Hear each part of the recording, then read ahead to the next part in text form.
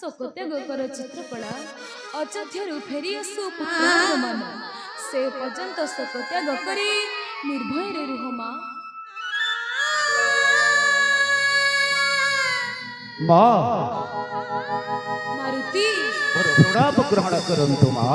Maruti